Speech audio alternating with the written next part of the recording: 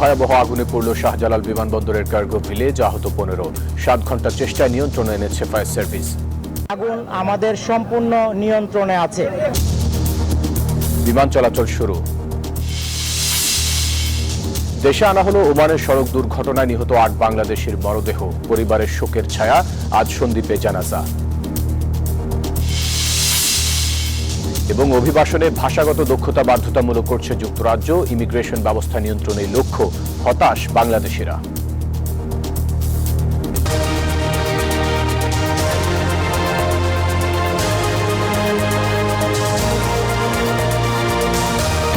দর্শক স্বাগত প্রবাসের সংবাদে, আপনাদের সাথে আছি আমি ফয়সাল মাহমুদ। দেখছিলেন বিআরবি কেবলস। সংবাদ শিরোনামগুলি। চলে যাব পুরো খবরে। হযরত শাহজালাল আন্তর্জাতিক বিমানবন্দরের কার্গো ভিলেজে লাগা আগুন নিয়ন্ত্রণে এসেছে। রাত 10টা 7 মিনিটে ঘটনাস্থল থেকে ফায়ার সার্ভিসের মহাপরিচালক ব্রিগেডিয়ার জেনারেল মোহাম্মদ জাহিদ কামাল এই তথ্য জানান। তিনি বলেন, তদন্ত শেষে বোঝা যাবে কিভাবে আগুনের সূত্রপাত হয়েছে। অতিরিক্ত বাতাস থাকায় আগুন নিয়ন্ত্রণে বেগ পেতে হয়েছে। আগুন আমাদের সম্পূর্ণ নিয়ন্ত্রণে আছে। আগুন আর বাড়ার কোনো সম্ভাবনা নাই। আমরা এখন শুধু নির্বাপনের কাজটা করে যাচ্ছি। আর আপনারা জানেন ইতিমধ্যে আন্তর্জাতিক এবং ডোমেস্টিক ফ্লাইট কিন্তু চালু হয়ে গিয়েছে, অলরেডি চালু হয়ে গিয়েছে। এবং আমাদের এখন পর্যন্ত আমাদের হিসাবে আমাদের 2 জন ফায়ার ফাইটার আহত হয়েছে। দর্শক, এই বিষয়ে আরও খবরাখবর জানাতে বিমানবন্দর থেকে আমাদের সাথে যুক্ত হচ্ছেন সহকর্মী শাহরিয়ার কবির। শাহরিয়ার, এর আগের ঘন্টাতে আপনি দেখাচ্ছিলেন ফায়ার সার্ভিসের কর্মীরা এখনো কাজ করছেন। এই মুহূর্তে আপনার কাছে কি তথ্য আছে, বিস্তারিত একটু জানতে চাচ্ছি।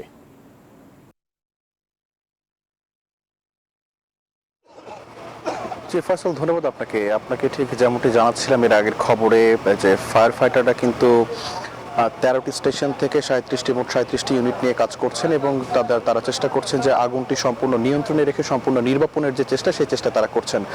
আপনি একটু জানিয়ে রাখি যে দীর্ঘ 7 ঘন্টা পর কিন্তু দুপুর 2টার দিকে যে আগুন লেগেছিল, সেই আগুনটি 7 ঘন্টা পর কিন্তু ফায়ার সার্ভিসের কর্মকর্তারা এবং যে সদস্যরা রয়েছেন, ফায়ার ফাইটার যারা রয়েছেন, তারা আপ্রাণ চেষ্টার পরে কিন্তু 7 ঘন্টা পর আগুনটি নিয়ন্ত্রণে আনে। এবং আগুন নিয়ন্ত্রণে আসলেও কিন্তু সম্পূর্ণরূপে এখনো বলতে পারছি না যে আসলে কোনো নতুন করে কোনো দুর্ঘটনা ঘটতে পারে কিনা। তবে এখনো পর্যন্ত এমন কোনো আশঙ্কা আমরা করছি না।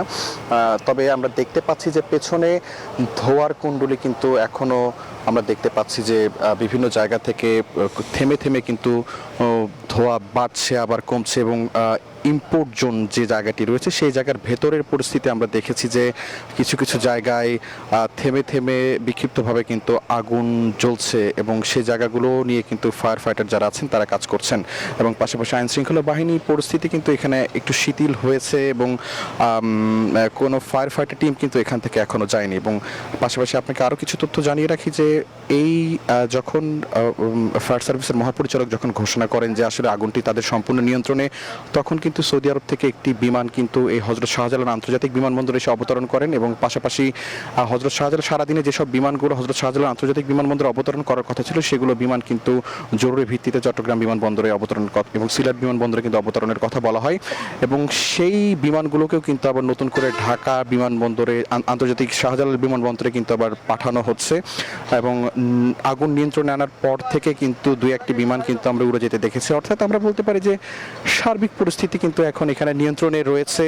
এবং ফয়সাল, কোনো ধরনের কোনো অপ্রীতিকর ঘটনা বা কোনো ধরনের দুর্ঘটনার আশঙ্কা এই মুহূর্তে আইন শৃঙ্খলা বাহিনী করছেন না। তারা প্রত্যাশা করছেন যে এই আগুনটি এখনো পর্যন্ত তাদের নিয়ন্ত্রণে আছেন এবং সফলভাবে তারা এই আগুনটি নির্বাপন করতে সক্ষম হবে, এমনটাই প্রত্যাশা ফায়ার সার্ভিস কর্মী সহ সবার। তো এই ছিল ফয়সাল আমার কাছে থাকা সর্বশেষ। শাহরিয়ার কবির, আপনাকে ধন্যবাদ আমাদের সাথে যুক্ত হওয়ার জন্য। ফায়ার সার্ভিসের 37টি ইউনিটের সমন্বিত প্রচেষ্টায় আগুন নিয়ন্ত্রণে এসেছে। পরিস্থিতি দ্রুত স্বাভাবিক করতে দেশবাসীর কাছে দোয়া চেয়েছেন বেসামরিক বিমান পরিবহন ও পর্যটন উপদেষ্টা শেখ বশিরউদ্দিন।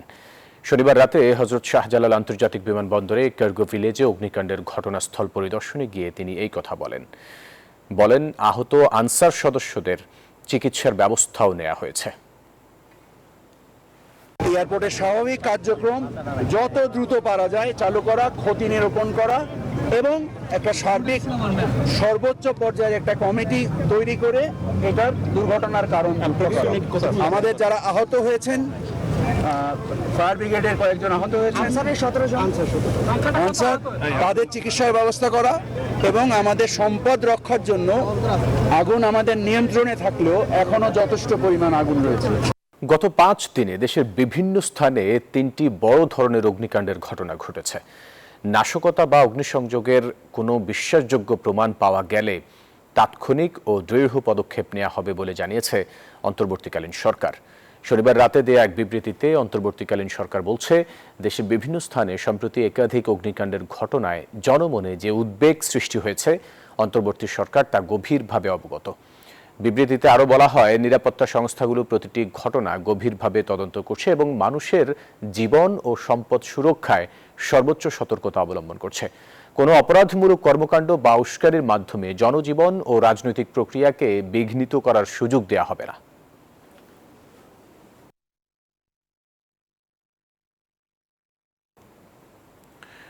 হযরত শাহজালাল আন্তর্জাতিক বিমানবন্দরের কার্গো কমপ্লেক্সে ভয়াবহ অগ্নিকাণ্ডে গভীর উদ্বেগ জানিয়েছেন বিএনপির ভারপ্রাপ্ত চেয়ারম্যান তারেক রহমান। বিবৃতিতে তিনি ক্ষতিগ্রস্ত সকলের প্রতি গভীর সমবেদনা জানিয়েছেন। তিনি বলেন, ফায়ার সার্ভিস, সশস্ত্র বাহিনী ও অন্যান্য উদ্ধারকর্মীরা যেভাবে দ্রুত ও সাহসিকতার সঙ্গে আগুন নিয়ন্ত্রণে কাজ করেছেন তা সত্যি প্রশংসনীয়। একই সঙ্গে জনসেবার প্রতি তাদের এই অঙ্গীকারের জন্য কৃতজ্ঞতাও প্রকাশ করেন তিনি। তারেক রহমান আরও বলেন, সাম্প্রতিক সময়ে দেশে অগ্নিকাণ্ডের সংখ্যা বেড়ে যাওয়া উদ্বেগজনক।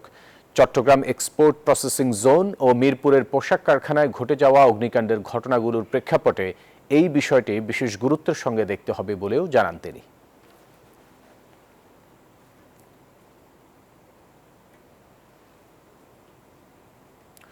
ওমানে সড়ক দুর্ঘটনায় নিহত 8 বাংলাদেশির মরদেহ দেশে আনা হয়েছে। শনিবার রাতে বাংলাদেশ এয়ারলাইন্সের একটি ফ্লাইটে তাদের মরদেহ চট্টগ্রাম শাহ আমানত আন্তর্জাতিক বিমানবন্দরে পৌঁছায়। সেখান থেকে 7 জনের মরদেহ সন্দ্বীপে এবং 1 জনের রাউজানে গ্রামের বাড়িতে পাঠানো হয়। আজ সন্দ্বীপে জানাজা অনুষ্ঠিত হওয়ার কথা রয়েছে। আকরাম হোসেনের তথ্য ও আবু জাবেদের ছবিতে ডেস্ক রিপোর্ট। সচ্ছল জীবনের আশায় প্রবাসে পাড়ি দিয়েছিলেন তারা, কিন্তু ফিরলেন লাশ হয়ে। ওমানে গেল 8 অক্টোবর সড়ক দুর্ঘটনায় প্রাণ হারান 8 প্রবাসী বাংলাদেশি। নিহতদের মধ্যে 7 জনের বাড়ি চট্টগ্রামের সন্দ্বীপে, আর অন্যজন রাউজানের আলাউদ্দিন।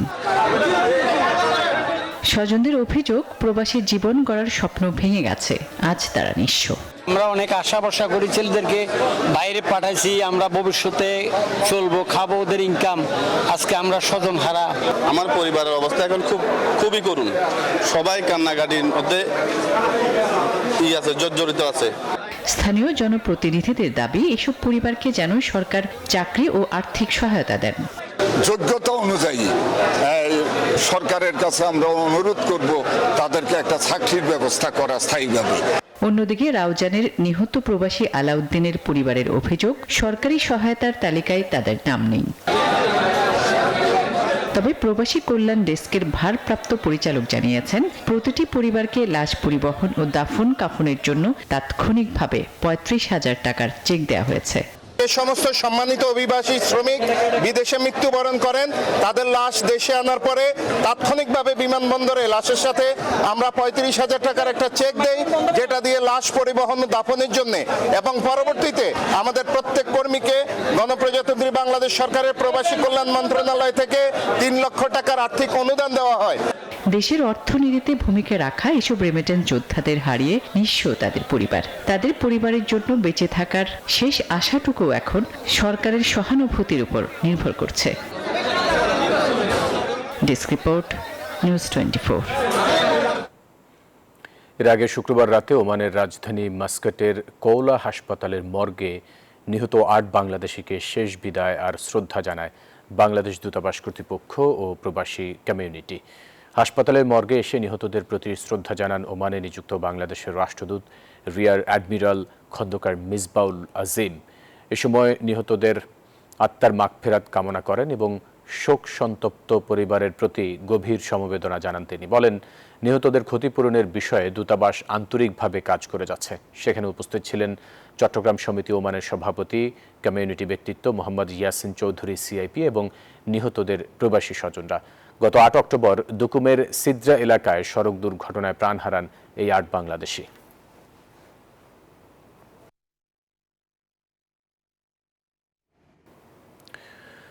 যুক্তরাজ্যে অভিবাসনের নিয়মে আসছে বড় পরিবর্তন। দেশটিতে কর্মসংস্থানের উদ্দেশ্যে যেতে আগ্রহী ভিনদেশীদের এ লেভেল বা B2 মানের ইংরেজি ভাষার দক্ষতা থাকা বাধ্যতামূলক করা হচ্ছে। আগামী 8 জানুয়ারি থেকে এই নিয়ম কার্যকর হবে। দেশটির স্বরাষ্ট্র মন্ত্রণালয়ের পরিসংখ্যান বলছে, সরকারের এমন পদক্ষেপের ফলে যুক্তরাজ্যে অভিবাসীদের আগমন প্রতি বছর 1 লাখ পর্যন্ত কমে আসবে। প্রধানমন্ত্রী কিয়ার স্টারমার বলেছেন, অভিবাসন নীতিতে এই পরিবর্তন যুক্তরাজ্যের ব্যবস্থাকে আরও নিয়ন্ত্রিত, সুনির্দিষ্ট ও স্বচ্ছ করে তুলবে। এদিকে ব্রিটিশ সরকারের এই সিদ্ধান্তে হতাশ বাংলাদেশিরা।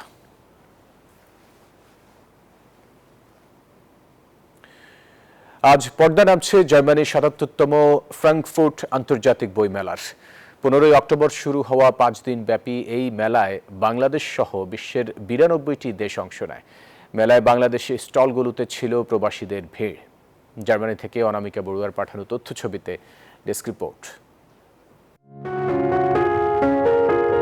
জার্মানির ফ্রাঙ্কফুর্ট আম মাইনে বসে পৃথিবীর সবচেয়ে বড় বইমেলা ফ্রাঙ্কফুর্ট আন্তর্জাতিক বুক মেসে 2025। 77তম ফ্রাঙ্কফুর্ট আন্তর্জাতিক বইমেলায় বিশ্বের অন্যান্য দেশের মতো অংশ নেয় বাংলাদেশও। বাংলাদেশি স্টলগুলোতে দেশের লেখক, গবেষক এবং সমকালীন কবিদের লেখা নানা রচনার পাশাপাশি অনুবাদিত নানা বই ও প্রবন্ধও ছিল। সংস্কৃতি বিষয়ক মন্ত্রণালয়ের অধীন ও দূতাবাসের সহযোগিতায় বাংলাদেশের স্টলগুলোতে প্রবাসীদের দেখা যায় প্রাণবন্ত উপস্থিতি।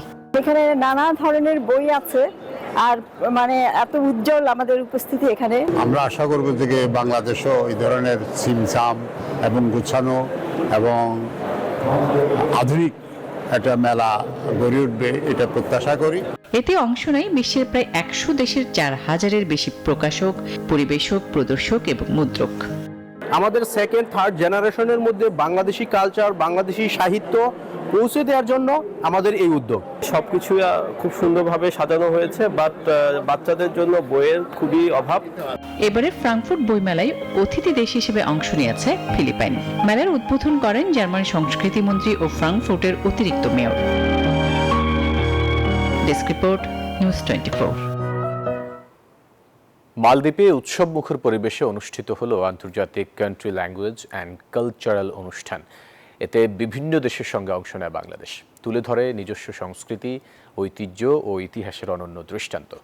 মালদ্বীপ থেকে ইমরান তালুকদারের তথ্যছবিতে ডেস্ক রিপোর্ট। মালদ্বীপের এক্সেল ইন্টারন্যাশনাল স্কুলের উদ্যোগে আয়োজিত এই মেলায় অংশ নেয় বাংলাদেশ সহ বিশ্বের 17টি দেশ। শত শত শিক্ষার্থীদের সঙ্গে অভিভাবকরাও নিজ নিজ দেশের পোশাক, হস্তশিল্প, ঐতিহ্যবাহী খাবার ও লোক সংস্কৃতি এবং ঐতিহ্যের বহুমাত্রিক রূপ উপস্থাপন করেন। এ সময় পরিবেশন করা হয় বাংলাদেশের জাতীয় সঙ্গীত।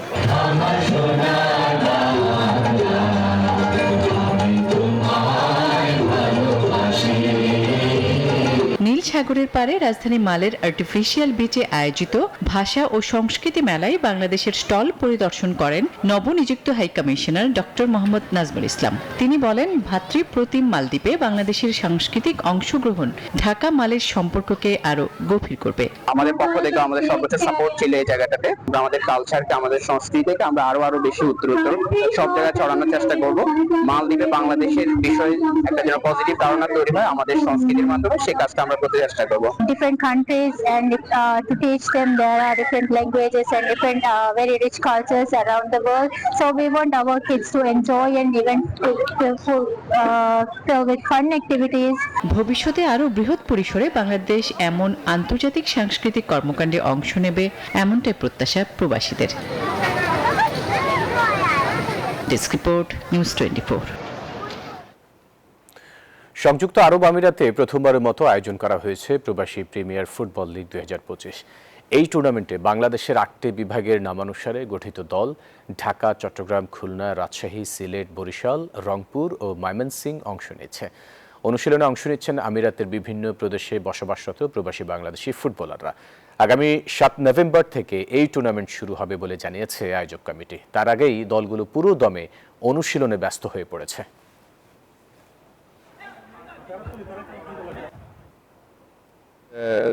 8টা বিভাগ নিয়ে মূলত আয়োজন, আর 8টা বিভাগের মধ্যে আমরা চেষ্টা করতেছি ইনশাল্লাহ সকলে ভালো খেলবে, প্রতিযোগিতা থাকবে, কম্পিটিশন হবে। গ্রাউন্ডে এবং গ্যালারিতে সবাই ভালো খেলবে এবং গ্যালারিতেও উপভোগ করবে, আনন্দ উপভোগ করবে। আর এর মাধ্যমে পুরো বিশ্বের মধ্যে যারা খেলাধুলা পছন্দ করে সবাই এই খেলাটা উপভোগ করবে, আমরা আশাবাদী। আর এর মাধ্যমে আমাদের বাংলাদেশের যে সম্মান, এই দেশে সংযুক্ত আরব আমিরাতে আমাদের বাংলাদেশের যে সম্মান আছে, সেই ইমেজ সংকট থেকে আমরা পরিত্রাণ পাবো ইনশাল্লাহ, উত্তরণ হবে ইনশাল্লাহ। বিএনপি চায় দেশের মানুষকে সুস্থ রাখতে, স্বাস্থ্যসেবা পৌঁছে দিতে। বিএনপি সরকার গঠন করলে গ্রামে গ্রামে হেলথ টিম থাকবে, যারা তৃণমূলের মানুষের মাঝে স্বাস্থ্য সচেতনতা বৃদ্ধি করতে কাজ করবেন। এমনটি বলেছেন বিএনপির ভারপ্রাপ্ত চেয়ারম্যান তারেক রহমান। শনিবার বিকেলে বগুড়ার গাবতলীর বাগবাড়ি শহীদ জিয়া কলেজ জিয়াউর রহমান ফাউন্ডেশনের প্রতিষ্ঠাবার্ষিকী উপলক্ষে এক আলোচনা সভায় ভার্চুয়াল মাধ্যমে যুক্ত হন তিনি। বলেন, রাজনীতিকে এমনভাবে গড়ে তুলতে হবে যেন সাধারণ মানুষের পাশে দাঁড়ানো যায়, তাদের বিশ্বাসের প্রতীক হওয়া যায়। আয়োজনে বক্তব্য রাখেন ফাউন্ডেশনের vice chairman doctor Zubaida Rahman. এর আগে ফাউন্ডেশনের উদ্যোগে দিনব্যাপী মেডিকেল ক্যাম্পে প্রায় ৭,০০০ রোগীকে চিকিৎসা সেবা ও ওষুধ দেওয়া হয়। তো ইনশাল্লাহ বিএনপি সরকার গঠন করলে পরে আমরা হেলথ কেয়ারের নামে আমরা গ্রামে গ্রামে এইরকম একটি টিম তৈরি করব, যারা মানুষের কাছে যাবে, মানুষকে বোঝাবে যেগুলা অসুখ বিসুখের সাথে জীবন মরণের সমস্যা, মানুষকে আমরা এগুলা বুঝাবো, অর্থাৎ যাতে দেশে কম সংখ্যক মানুষ অসুস্থ হয়, এটি থাকবে আমাদের উদ্যোগ।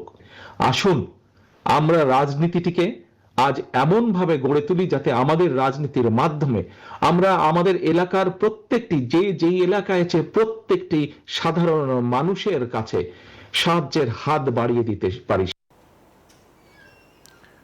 কয়েকটি দলের জুলাই সনদে স্বাক্ষর না করা কোনো প্রভাব আগামী নির্বাচনে পড়বে না, এমনটি মন্তব্য করেছেন বিএনপি স্থায়ী কমিটির সদস্য সালাউদ্দিন আহমেদ। শনিবার প্রয়াত রাষ্ট্রপতি জিয়াউর রহমানের সমাধিতে শ্রদ্ধা নিবেদন শেষে এই কথা বলেন তিনি। বাংলাদেশের রাজনৈতিক সংস্কৃতিতে পরিবর্তন আনতে চাই, সেটার চর্চা শুরু হয়ে গেছে। বর্তমান সময়ে সবচাইতে যেটা বেশি জরুরি তা হচ্ছে গণতান্ত্রিক সংস্কৃতির চর্চা, এটা অব্যাহত রাখা, যার যাত্রা শুরু হয়েছে গতকালকে জুলাই জাতীয় সনদ স্বাক্ষরের মধ্য দিয়ে। দূরত্ব ভুলে ভোটে অংশ নিয়ে নির্বাচনকে অর্থবহ করতে রাজনৈতিক দলগুলোর প্রতি আহ্বান জানিয়েছেন বিএনপি মহাসচিব মির্জা ফখরুল ইসলাম আলমগীর। শনিবার পানি উন্নয়ন বোর্ডের জাতীয়তাবাদী শ্রমিক কর্মচারী ইউনিয়নের সাধারণ সভা ও সম্মেলনে তিনি এই কথা বলেন।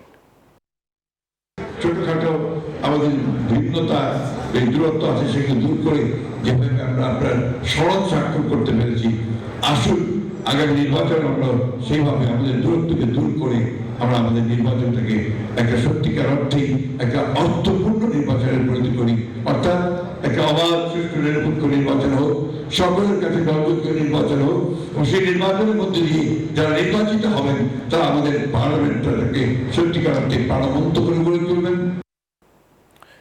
2013 সালের হত্যাযজ্ঞে যারা শহীদ হয়েছেন তাদের নাম শাপলা চত্বরে ফলকে লেখা হবে, এমনটি জানিয়েছেন ক্রীড়া উপদেষ্টা আসিফ মাহমুদ সজীব ভুঁইয়া। শনিবার সকালে রাজধানীর ওসমানী স্মৃতি মিলনায়তনে হত্যাকাণ্ডে শহীদদের পরিবারের সদস্যদের মাঝে চেক বিতরণ অনুষ্ঠানে এই কথা জানান তিনি। স্থানীয় সরকার বিভাগের পক্ষ থেকে ইতিমধ্যে একটা উদ্যোগ গ্রহণ করেছি, যেই ঐতিহাসিক শাপলা চত্বরে 5ই মে যারা শহীদ হয়েছেন তাদের নাম আমরা শাপলা চত্বরে স্থায়ী অবকাঠামোতে লিখিতভাবে রেখে যেতে চাই। আমরা আপনারা যে জায়গায় এসে দাঁড়িয়েছি এরপরেও তো জায়গা আছে, আমরা এখানে থেমে থাকবো না। পূর্ব দিগন্তে নতুন সূর্যের আলো যতক্ষণ ফুটে নাই ততক্ষণ আমরা এগিয়ে যাব এবং এই দেশকে একটা কল্যাণ রাষ্ট্র, আদর্শিক কল্যাণ রাষ্ট্র প্রতিষ্ঠা করতে চাই। আইনি ভিত্তি ছাড়া জুলাই সনদ চূড়ান্ত হলে তা হবে গণপ্রতারণা, এমনটি মন্তব্য করেছেন এনসিপির আহ্বায়ক নাহিদ ইসলাম। শনিবার দুপুরে দলের কেন্দ্রীয় কার্যালয়ে জরুরি সংবাদ সম্মেলনে এই কথা বলেন তিনি। এটার কেবল আনুষ্ঠানিকতাও থাকবে না, এটি একটি গণপ্রতারণা এবং জাতির সাথে একটি প্রহসন হবে। আমরা বাংলাদেশের ইতিহাস থেকে এই অভিজ্ঞতা আমরা দেখেছি। 90-এর গণ অভ্যুত্থানের পরেও 3 দলের জোটের যে রূপরেখা আপনাদের মনে আছে, সেই রাজনৈতিক সমঝোতা কিন্তু রক্ষা করা হয়নি। দর্শক, এই ছিল নিউজ 24 প্রবাসের সংবাদ। এতক্ষণ সাথে থাকার জন্য ধন্যবাদ সবাইকে।